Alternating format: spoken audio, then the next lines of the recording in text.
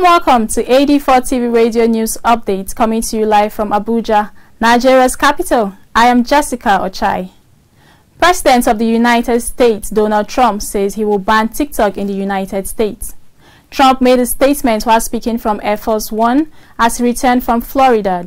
The Trump administration has insisted that the widespread use of the app could put citizens at risk amid escalating tensions with China.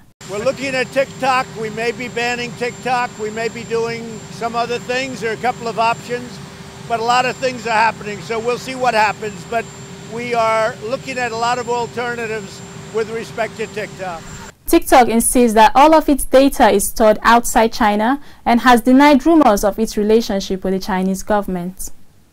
The United States Supreme Court this Friday denied a request from Sierra Club, an environmentalist organization in the U.S., to stop the Trump administration from building a sector of a border wall using $2.5 billion funds intended for the U.S. Defense Department. The decision was made this Friday in a 5-4 vote, with the court's more conservative members in the majority.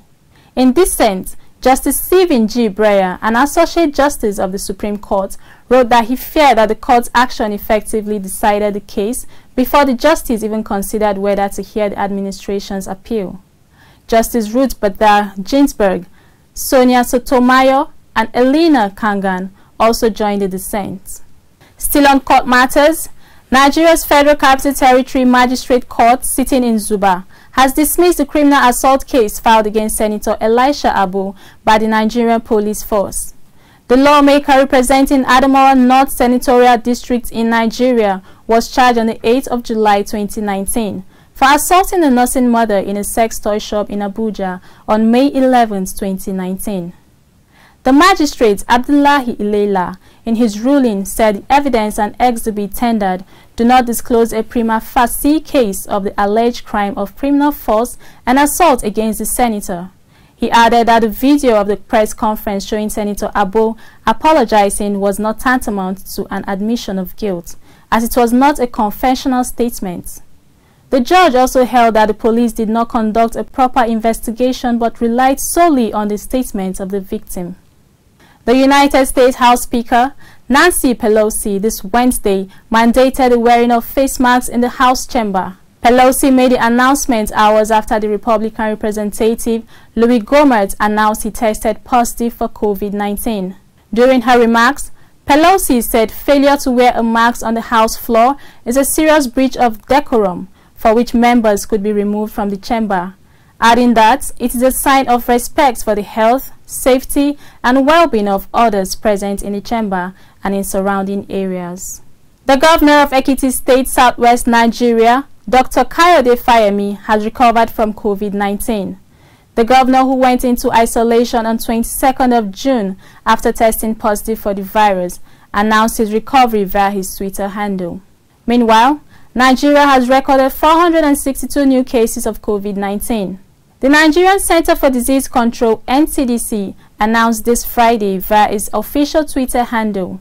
This brings the total number of coronavirus infections in Nigeria to 43,151, with 19,565 recoveries and 879 confirmed deaths. We take a break now. When we return, passenger dies on board Air Peace flight. Stay with us. Details coming shortly. My name is Ehi Ohiani. My name is Coach Sam. My name is Ene Ede. Keep watching AD4 TV Radio. And keep watching AD4 TV Radio. Keep watching AD4 TV Radio. I'd like you to stay tuned to AD4 TV Radio and you'll never miss it. AD4 TV Radio. Reliable and credible. Welcome back. You're watching AD4 TV Radio News Update. The Tanzanian Civil Aviation Authority, in a statement, said it has revoked the approval grant to Kenya Airways to resume international flights to Tanzania. The decision was taken in retaliation to Kenya's omission of Tanzania from the list of countries allowed to resume international flights into Kenya. Recall that earlier this week, Transport Cabinet Secretary James Macharia said flights from Uganda, Rwanda, Namibia, Morocco, Ethiopia, Canada, Japan, South Korea, UAE, Qatar, Italy, UK, France, Switzerland, USA, except California, Florida and Texas can resume flying to Kenya. A 72-year-old male passenger on Air Peace flight P47182 Calabar to Abuja this Friday died on board while the flight was airborne.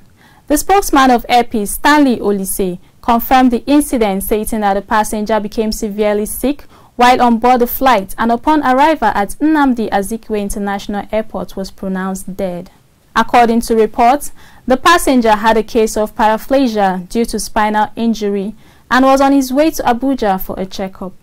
The United Arab Emirates has commenced operations in the initial unit of its first nuclear power plant. The Emirates Nuclear Energy Corporation this Saturday said its subsidiary, Nawa Energy Company, has successfully started Unit 1 of the Baraka Nuclear Energy Plant, located in the Abdul Far region of Abu Dhabi. The chief executive of INEC, Muhammad Ibrahim Al-Hamadi, said UAE is a step closer to achieving its goal of supplying up to a quarter of the nation's electricity needs.